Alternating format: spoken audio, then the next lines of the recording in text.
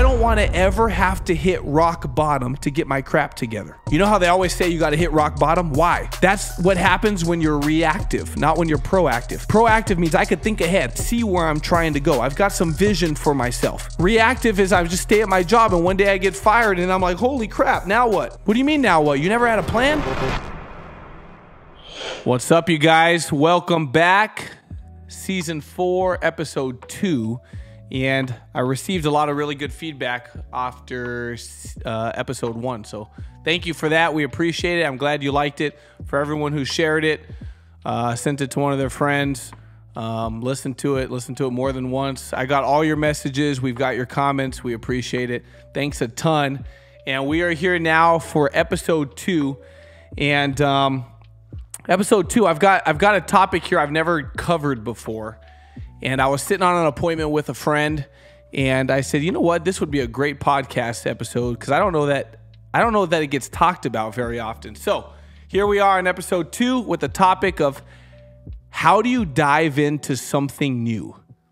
How do you start a new business? How do you, when you have a career, you went to school for 10, 15, 20 years, how do you make the decision to potentially walk away from your career and do something new?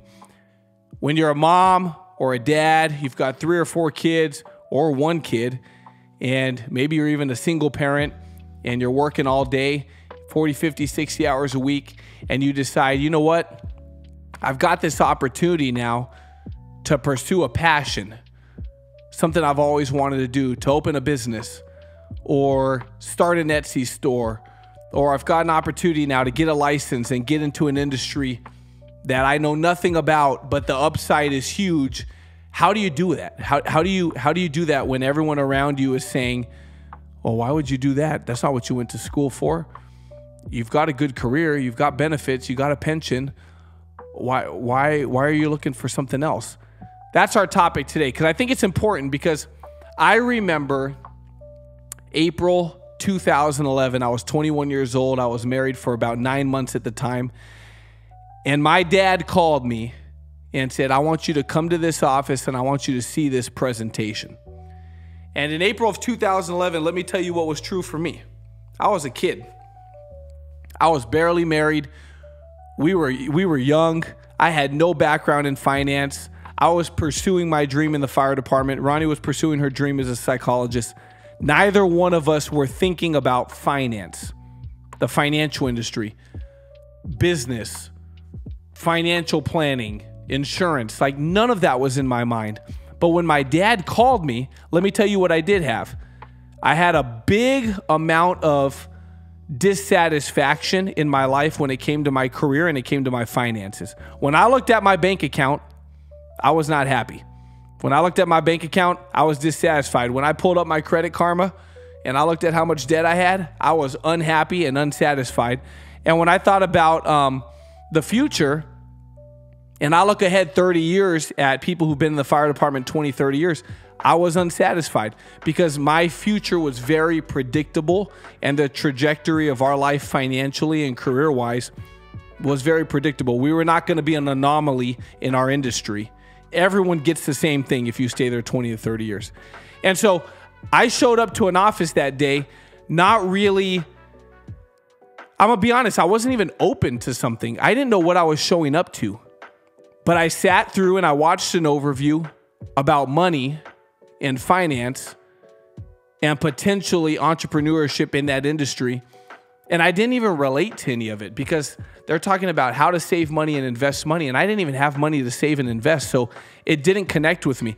And when the meeting was over and I was leaving, my dad said, hey, come here. I want you to meet somebody. And I went and I met this gentleman who I sat down with. And he broke down what a career could look like in the industry.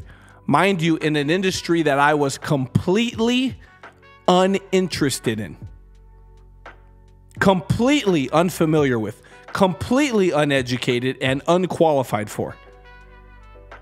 But I saw the upside potential. And that day, although it wasn't something I studied or wanted or researched or had ever even considered, that day I made the jump to dive into something new. And I think after 13 years of experience now, that's a jump that's really hard for a lot of people. So we're going to talk about it today. And I actually took some notes and prepared, which I don't know that I've done in 3 seasons. And so we're gonna explore the thought of what does it take for you to dive into something new. And when you're sitting with someone and it's a potential candidate for your business or your industry or some sort of partnership, what's the mentality that you've got to have be a great recruiter? Understanding how people make decisions and how people make those jumps. So let's start with the purpose of the episode.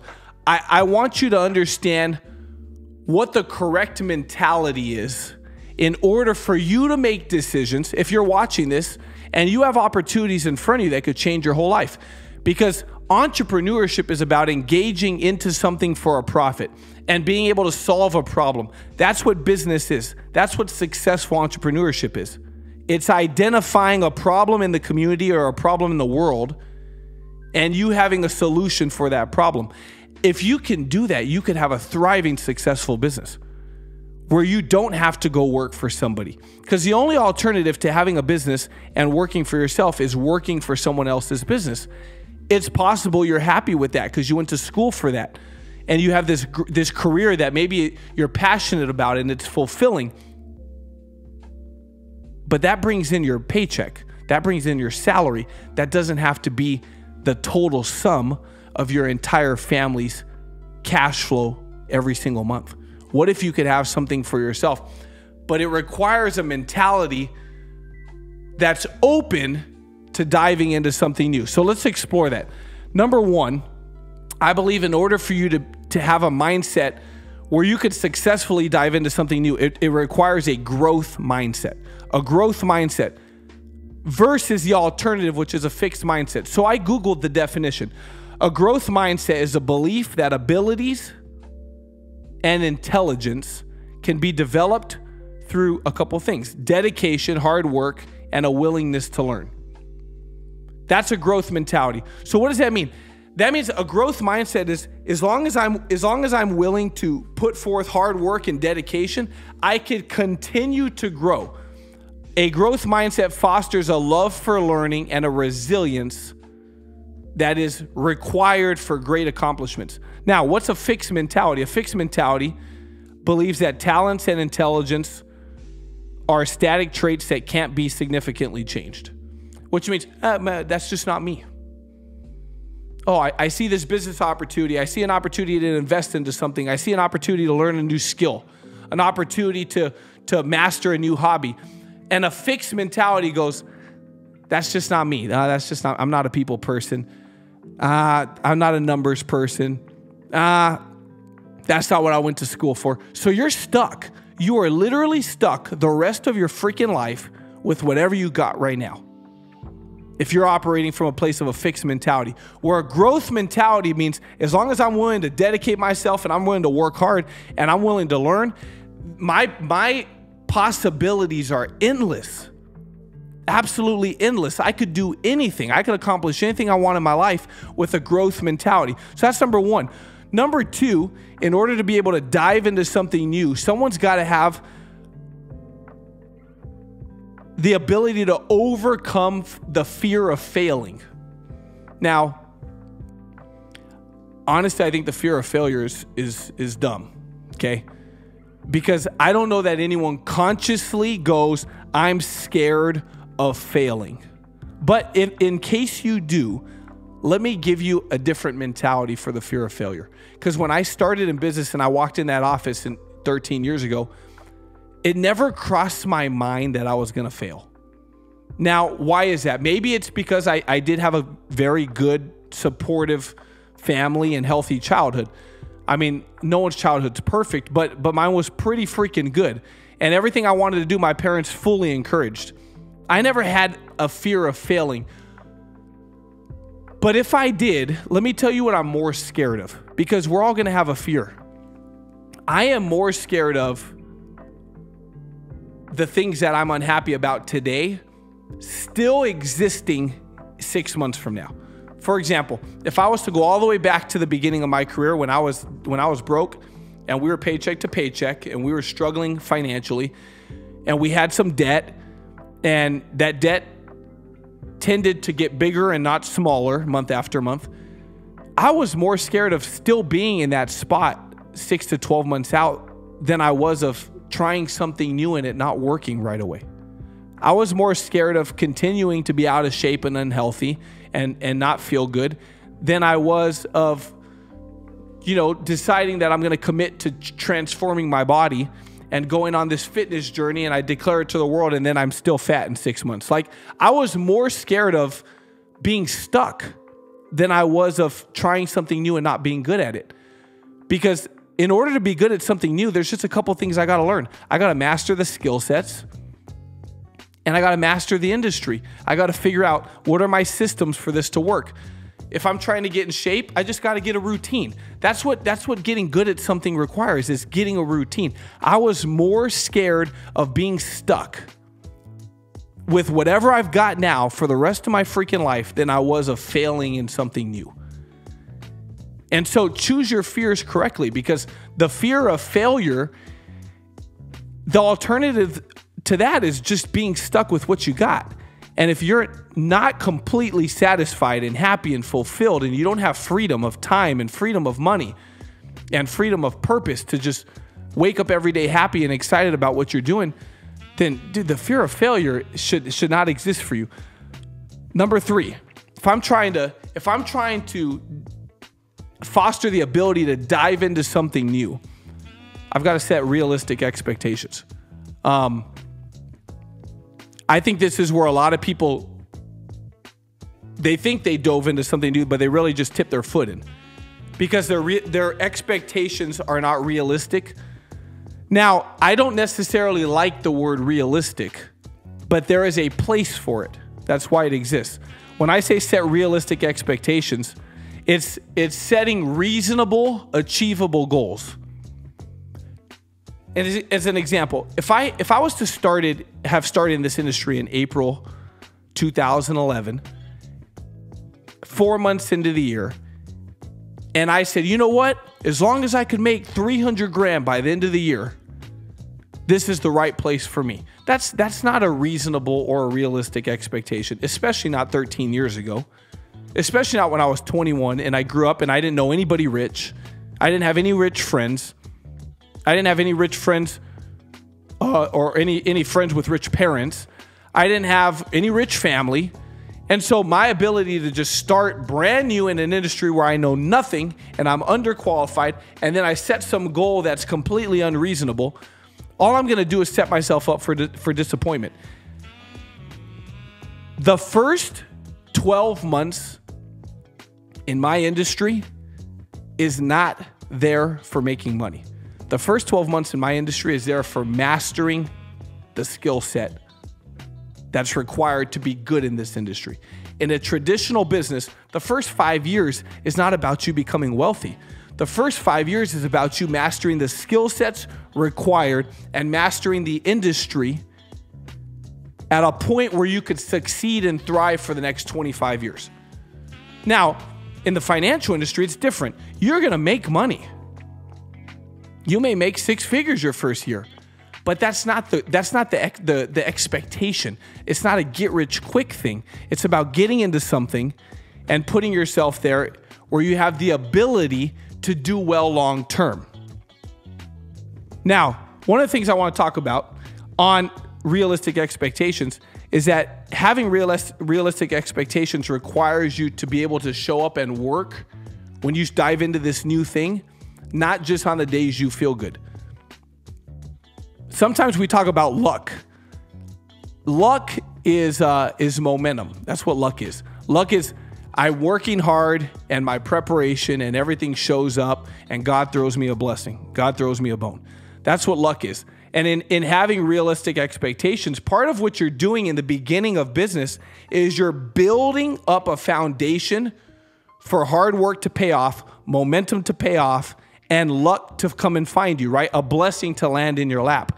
And if you only show up on days you feel good, you only show up when you're motivated, you only show up when you're excited, you're killing all that compound work. you're killing all the ability for you to have luck in your favor. The more I show up, the more luck is going to be in my favor. The more I show up, the more God's going to throw me a blessing.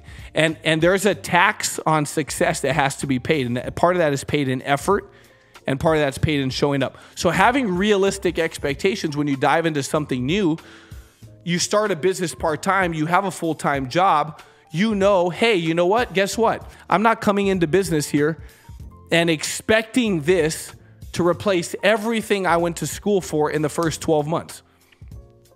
But I'm going to master these skills. I'm going to get really freaking good at this thing, and I'm going to position myself, because life is a game of positioning. I'm going to position myself for success the next 12 months and the next 10 years and the next 12 years and so on. Number 4, requirement for diving into something new is an openness to continuous learning. I believe, and I wish I had this mindset when I was in school, but I didn't. I believe in being a lifelong learner. I did not always have that mentality. I developed that mentality in business. I love learning now. I've got a bunch of plans and a bunch of goals. I'm only 35 now. We're pretty much retired if we want to be. And I got a bunch of plans and goals of things I want to do, God willing, for the rest of my life that it requires and involves learning, right? I'm a big believer now in being a lifelong learner. I'm a big reader. Ronnie's a huge reader. She's kicking my butt this year, but we average about a book a week for the last few years. Ronnie's always been a reader. I recently, in the last 3 years, became someone who loved reading because I became someone who loved learning. I'm big on podcasts. I'm big on scrolling through Instagram reels, and my whole algorithm is full of people giving talks on self-improvement and things of that nature. I'm a big believer in lifelong learning. Now, here's the deal. That's the mentality required for a growth mindset, which is the mentality required for you to be able to have the adaptability and the willingness to dive into something new versus saying, oh, nah, that's just not me, like we talked about earlier. How can you become a lifelong learner? There are things I do every single day. I mentioned a few of them: reading books, podcasts, having mentors, reading. I read something called The Economist every single day. It gives you a snapshot of the world and the country. It's a thing that I started recently doing. I was referred to that by a buddy of mine who's an attorney. He's a big time education junkie, very educated, law school, the whole shebang. And he told me, bro, you got to be reading this every single day. So I downloaded the app and I subscribed, and now I read The Economist every day. A lot of it's over my head, but it's all about learning. Half the time I'm on Google and Wikipedia and the dictionary trying to get through a freaking article because I don't know what half the words mean, right? But I'm big on lifelong learning. Guess what? You cannot grow a business. You can't win in something new. You can't win in an additional career if you have a fixed mentality and you're not open to learning. If your ego's too big and you're not open to being coached.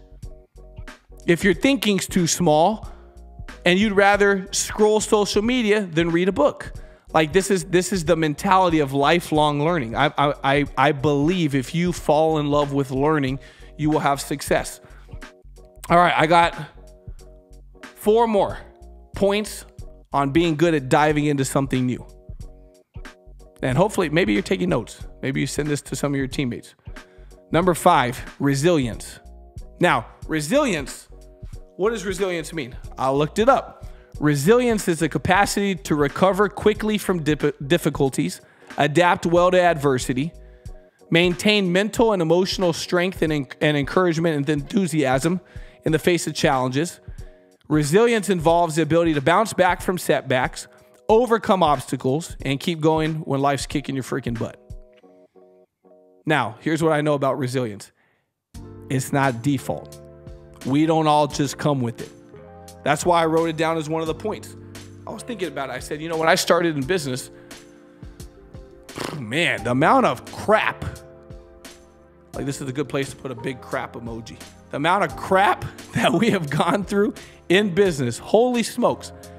A guy asked me at convention, we were at a convention in Vegas a couple weeks ago, People like to ask this question. Hey man, when you started in business, what's some of the hardest stuff you've been through? I'm like, why are you even thinking about that? I didn't say that, but in my mind, I'm like, why is your mind curious about the hardest thing that's going to kick your freaking butt when you get here? Dude, I was so pumped and excited about where I was going. I wasn't focusing on the crap. But the amount of crap we've been through, guess what it did? It required resilience, the ability to work through crap, the ability to stay excited when everything points to why you should quit, the ability to keep going when you've made no money, you're in the red, business has cost you more than you've made, you've put out more than you've gotten, everyone's canceling on you, and then the people who love you and care about you the most are the ones telling you, dude, get out, throw in the flag, quit. That's where resilience is required. Why? Guess what? Most people don't have it. Most people don't have resilience. I tell my team all the time that when you get in business, business reveals who you are on the inside. If you squeeze an orange, orange juice. If you squeeze a lemon, lemon juice. If we squeeze you and put pressure when you start something new, because you had the balls to dive into something new, and you start something new, guess what?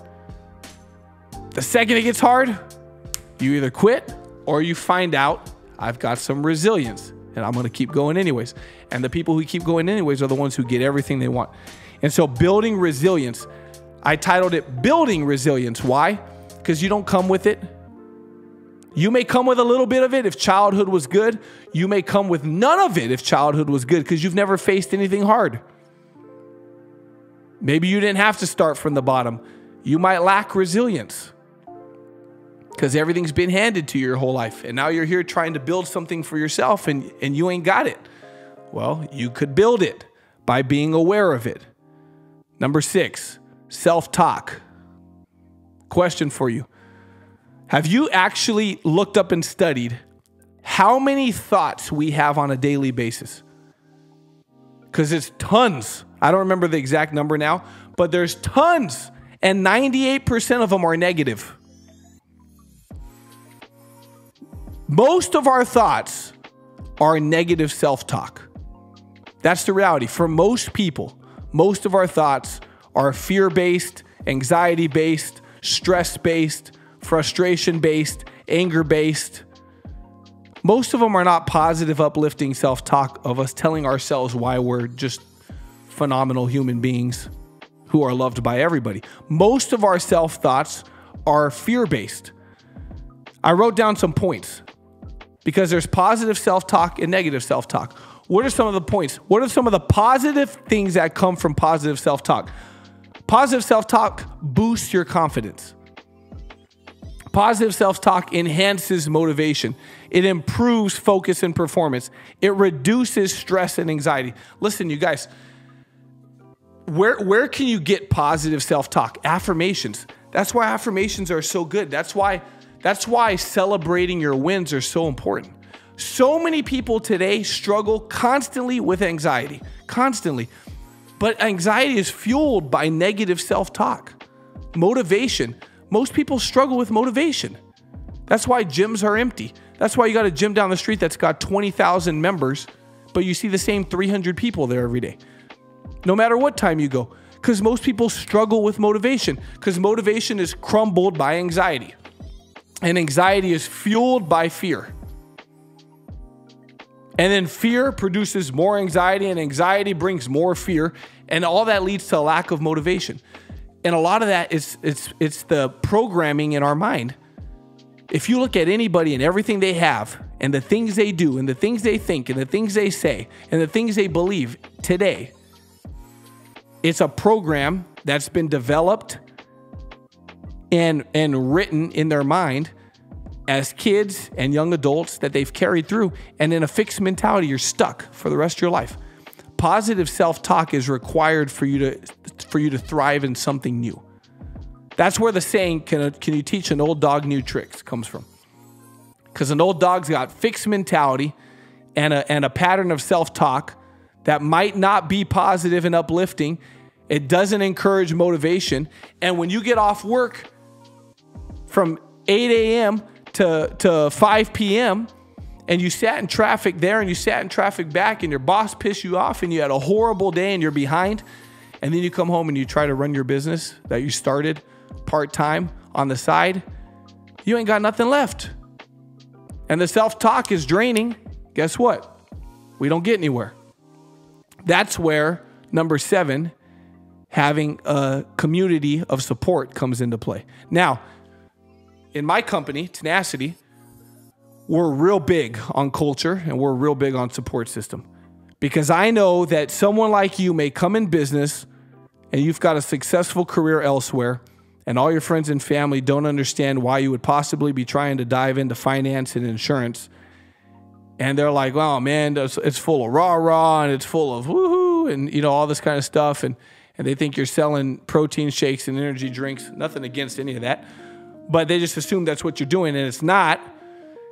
And you may not have a lot of support from home. You may not even have a lot of support from your spouse. But guess what?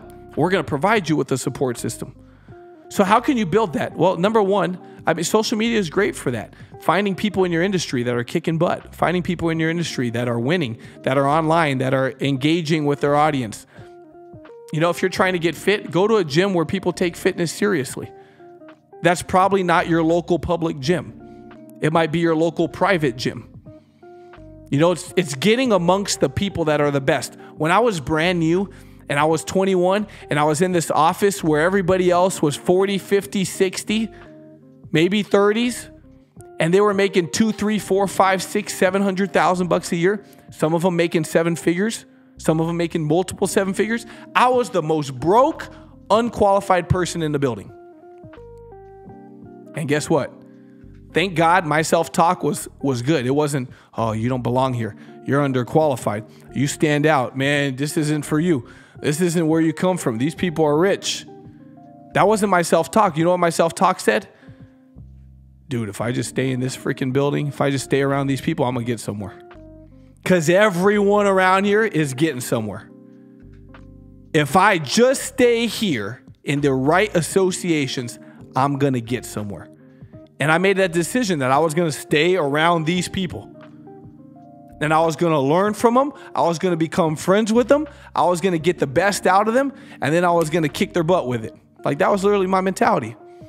And 13 years of fostering good relationships that are with people doing better than us have helped us get somewhere. Networking and community. Last one. Taking action.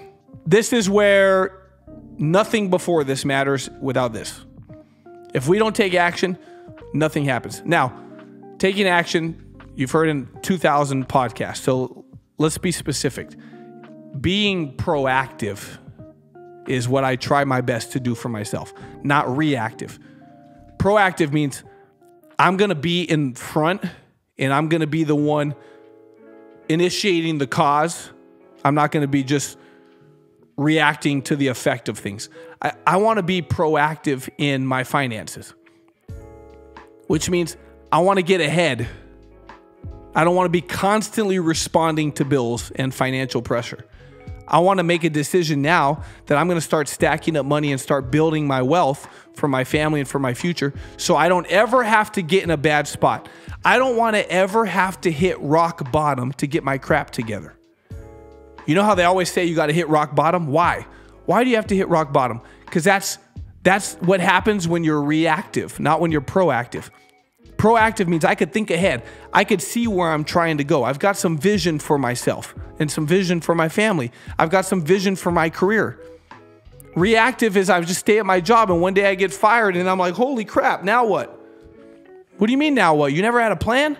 That's why you get in business. That's why you build something so you could fire a boss before they wake up one day and realize they don't need you and they fire you. So proactive is I have vision of where I'm going.